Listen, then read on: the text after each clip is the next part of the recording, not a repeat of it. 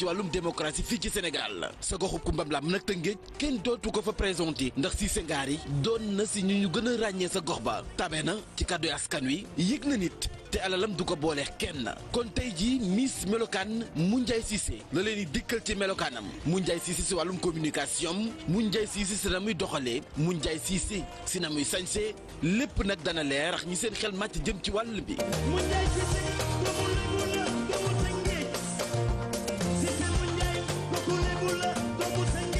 kon Miss Melokaan Aminata Dramé. waaw mu nekk portrait Moundiaye Cissé mu feccloo nag ñu bëri ci plateau bi Aminata ma bàyyi la nga daal di continuer. Mbaye déglu nañu portrait bi ak bu portrait bi Mbaye Ndiaye def portrait bi am na solo loolu képp koo xamante ni yaa ngi doon laajte Moundiaye Cissé fu mu jàngee fan la amee ay diplôme am leer na ak portrait bu am solo bu Mbaye Ndiaye def léegi rek dañuy jàll ci deuxième partie bi muy journaliste yi nan lañu gisee communication Moundiaye Cissé lan mooy ko moom nañ seetaan éléments yi ñëwaat ci plateau bi ngir ñu gën a yaatal waxtaan bi. autorité am ba pare parce que Moundiaye Cissé dañ ko doon dégg balaa boobu léegi nag bu ñu ñëw ci propre communication à proprement parler Moundiaye Cissé c'est une personne qui s'écoute en parlant maanaam boo xoolee ci discours am dafa calme te loolu dafa important dans la communication parce que day tax yow bu fekkee yaa ngi dégg sax yow li ngay wax day tax ñeneen ñi ngay waxal mën a dégg li ngay wax du point de vue du contenu également. nekkul ku nga xam ni day waxantu waxuma ni am na ñeneen ñu bokkal métier wala ñu nekk ci loolu noonu dañuy waxantu wala dara mais moom en tout cas bu demee ba war a wax dina toog peut-être kon réfléchir ak équipe am wala élaborer stratégie ba pare doog cee waxtaan ba su waxee soo ko déggee di nga xam ni kii li mu wax yenu na maanaa beneen bi mën naa ni moom mooy image bi Moundiaye Cissé travaillé na image bi dans le discours lim ci soxla. ci gestuel lim ci soxla ci gestuel lépp dina ko indi mu accordé ak message bi nga xam ne moom lay lancé franchement communication Moundiaye Cissé en général su fekkoon man dañ ma waxoon ni ma yaay professeur am yaa ko war a noté gàtt dinaa ko may benn 18 sur 20. man je trouve que c'est quelqu'un boo xam ne en tout cas il se défend bien. Il est un peu de la trempe de Cheikh Tidiane Dièye ce sont des gens yoo xam ne peut-être que bu ñu leen xamee yàggul trop mais soo leen seetaanee ci télé bi en tout cas ils ont quelque chose dans la tête et ils défendent bien leurs idées man je trouve. maanaam latte ci télé yi latte ci rajo yi latte ci journaux yi pour man baaxul ci communication aussi moo tax bëgg nañ daal bés bu ñu génnee rek muy wax lu am njëriñ te dem mais pas que. Fréquence communication ak qualité communication du benn ñun jàpp nañ ne du ñu génne rek fekk ñu war a génn pour génn amul njariñ latte ci télé yi latte ci journaux yi wala rajo yi pour man du lu xam ne mooy li gën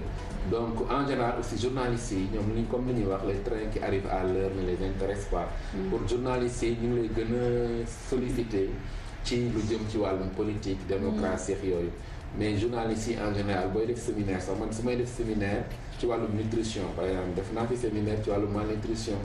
di ci communiquer journalistes yi jël ma ci situation politique nationale maanaam actualité bi mu demee waxul dara sax ci séminaire bi di wax ci affaire fichier électoral bi ma ciy wax c'est pour dire que aussi journalistes yi ñoom wàllum politique wàllum actualité politique moo leen gën a intéressé que wàllum développement si en général quoi peut-être pas tous les jours. waaw mu nekkoon Moundiaye Cissé doon wax nag solo bi nga xamante ne moom jox na ko communication gis nañu aussi journalistes yi réagir nañ wax nañ aussi naka la ñu gisee communication bu Moundiaye Cissé ma bàyyi la rek Aminata Dramé nga daal di gën a yaatal. waaw c'est une communication appréciée parce que bu ñu xoolee journalistes yi intervenir ci communication Moundiaye Cissé gis nañ ni ki nekk na koo xamante ni vraiment il est pondéré quelqu'un de très réfléchi te loolu dafa am solo loolu ci wàllum communication jarul sax may ñëw ci loolu parce que seetaan nañu éléments yi apprécié nañ ko bu amee critique rek mooy que ni moom dañuy jàpp ni que communication Moundiaye Cissé dafay espacieux torop tey bu waxee balaa moo waxaat dafay excusez-moi dafay sori te en termes de communication ci loo xamante ni c'est la société civile ngay représenté ak lépp lu fi xew mënoon na ko gën a multiplier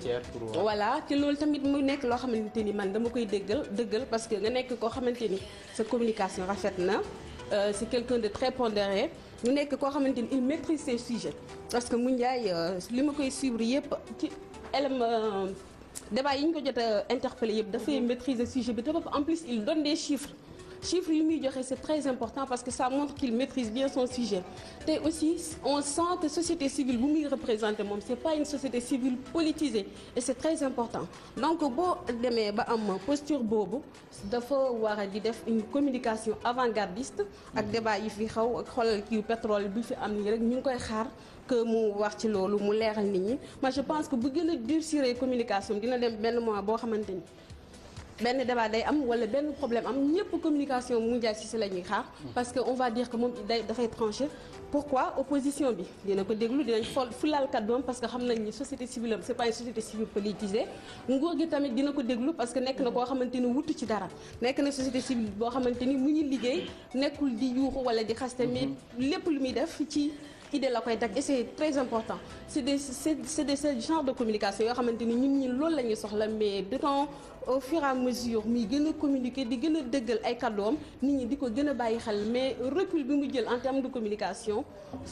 parfois ma gis que ni ko loolu dafa am impact ci communication. wax nañ ko moom Moundiaye Cissé wax na ko jëli woon nga expert en communication bi ñu daal di xool lu mu wax am. waaw kooku mooy Abdou Latif Ndiaye ni ñu seetaan éléments yi ñëwaat ci plateau bi. laay jàpp toujours ci nit kuy communiquer mooy maanaam le gestuel mooy maanaam aussi la parole te xool naa ne ci geste yi c'est quelqu'un de très correct te xool naa aussi bon s'il parle il parle de façon simple honnête et vraiment très appropriée en plus dafa am langage bu clair am na langage aussi bu précis il maîtrise le verbe en quelque sorte. En résumé, on comprend facilement le contenu de ces messages parce que ces idées sont bien élaborées et sont cohérentes. loolu moom seetlu naa ko te nee nañ savoir communiquer c'est en réalité savoir vivre, savoir réussir et il est dans ce domaine je pense. Il a une communication qui est très sobre et très mesurée. Certainement dinaa ko recommander comme il évolue dans le domaine de la démocratie, société civile, du développement local et quoi dirais-je, des droits humains. Je lui recommande de davantage communiquer pour les autres segments de la société. loolu daal laa koy recommander. waaw mu nekkoon suñu expert en communication Aminata Dramé defe naa ne rek loolu leer na mu nekk communication Moundiaye Cissé rafetlu nañ ko liñ ci xalaat rek mooy wala liñ ciy wax rek mooy dafay espacé de trop donc ay sorties mën na ko gën a baril.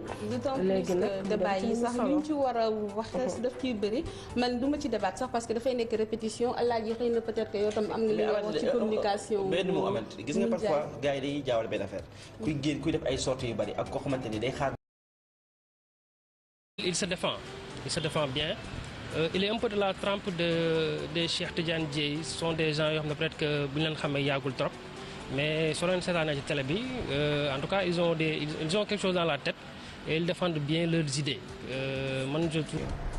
maanaam latte ci télé yi latte ci rajo yi latte ci journaux yi pour man baaxul ci communication aussi moo tax bëgg nañ daal bés bu ñu génnee rek muy wax lu am njëriñ te dem mais pas que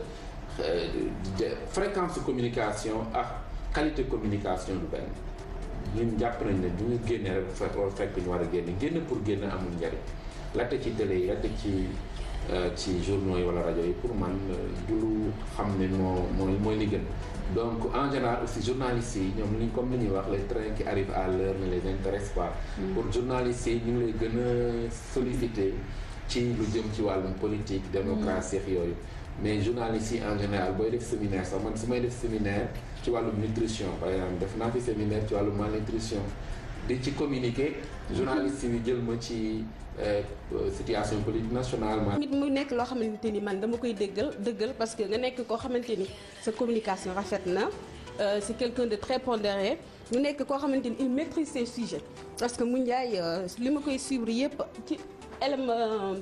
débat yi ñu ko jot a interpellé yëpp dafay maîtriser sujet bi te en plus il donne des chiffres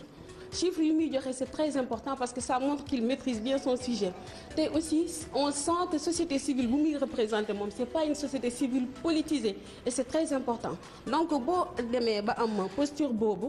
dafa war a di def une communication avant-gardiste ak débat yi fi xaw ak xoolal kii pétrole bi fi am nii rek ñu ngi koy xaar que mu wax ci loolu mu leeral nit ñi mais je pense que bu gën a durcir communication dina dem benn moment boo xamante ni benn débat day am wala benn problème am ñëpp communication Moundiaye Cissé la ñuy xaar parce que on va dire que moom dafay trancher pourquoi opposition bi dina ko déglu dinañ fulaal kàddoom parce que xam nañ ni société civile am c'est pas une société civile politisée nguur gi tamit dina ko déglu parce que nekk na koo xamante ni wutu ci dara nekk na société civile boo xamante ni mu ngi liggéey nekkul di yuuxu wala di xaste mais lépp lu muy def ci idée la koy teg et c'est très important c'est de ce genre de communication. Actualité bi mu demee waxul dara sax ci séminaire bi di wax ci affaire fichier électoral bi ma ci wax c'est pour dire que aussi journalistes yi ñoom wàllum politique wàllum actualité politique moo leen gën a intéressé que wàllum développement si en général quoi peut-être pas tous les jours. waaw mu nekkoon Moundiaye Cissé doon wax nag solo bi nga xamante ne moom jox na ko communication gis nañu aussi journalistes yi réagir nañ wax nañ aussi naka la ñu gisee communication bu Moundiaye Cissé ma bàyyi la rek Aminata Dramé nga daal di gën a yaatal. waaw c'est une communication appréciée parce que bu ñu xoolee journalistes yi intervenir ci communication Moundiaye Cissé gis nañ ni ki nekk na koo xamante ni vraiment il est pondéré quelqu'un de très réfléchi te loolu dafa am solo loolu ci wàllum communication jarul sax may ñëw ci loolu parce que seetaan nañu éléments yi apprécier nañ ko bu amee critique rek mooy que ni ñoom moom dañuy jàpp ni que communication Moundiaye Cissé dafay espacieux torop tey bu waxee balaa moo waxaat dafay excusez-moi dafay sori te en termes de communication ci loo xamante ni c'est la société civile ngay représenté ak lépp lu fi xew mënoon na ko gën a multiplier voilà te loolu tamit ci wàllum démocratie fii ci Sénégal sa goxu Kumbam Lam nag Tëngéej kenn dootu ko fa présenté ndax Cissé Ngari doon na si ñu gën a ràññee sa gox ba tabe na ci kàddu askan wi yëg na nit te alalam du ko boole kenn kon tey jii Miss Melokaan Moundiaye Cissé la leen di dikkal ci melokaanam Moundiaye Cissé si wàllum communication Moundiaye Cissé si na muy doxalee Moundiaye Cissé si na muy sañsee lépp nag dana leer ak ñi seen xel màcc jëm ci wàll bi.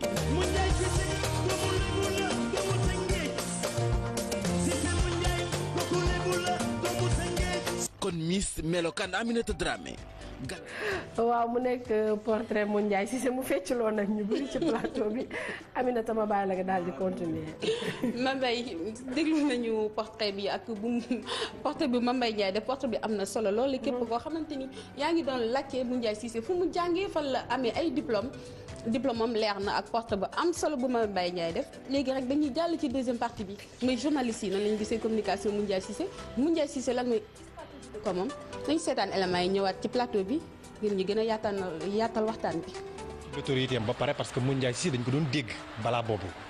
léegi nag bu ñu ñëw ci propre communication à proprement parler Moundiaye Cissé c'est une personne qui s'écoute en parlant maanaam boo xoolee ci discours am dafa calme te loolu dafa important dans la communication parce que day tax yow bu fekkee yaa ngi dégg sax yow li ngay wax day tax ñeneen ñi ngay waxal mën a dégg li ngay wax du point de vue du contenu également. nekkul ku nga xam ni day waxantu waxuma ni am na ñeneen ñu bokkal métier wala ñu nekk ci loolu noonu dañuy waxantu wala dara mais moom en tout cas bu demee ba war a wax dina toog peut-être kon réfléchir ak équipe am wala élaborer stratégie ba pare doog cee waxtaan ba su waxee soo ko déggee di nga xam ni kii li mu wax yenu na maanaa beneen bi mën naa ni moom mooy image bi Moundiaye Cissé travaillé na image bi dans le discours lim ci soxla ci gestuel lim ci soxla ci gestuel lépp dina ko indi mu accordé ak message bi nga xam ne moom lay lancé franchement communication Moundiaye Cissé en général su fekkoon man dañ ma waxoon ni ma yaay professeur am yaa ko war a noté gàtt dinaa ko may benn 18 sur 20. man je trouve que c'est quelqu'un boo xam ne en tout cas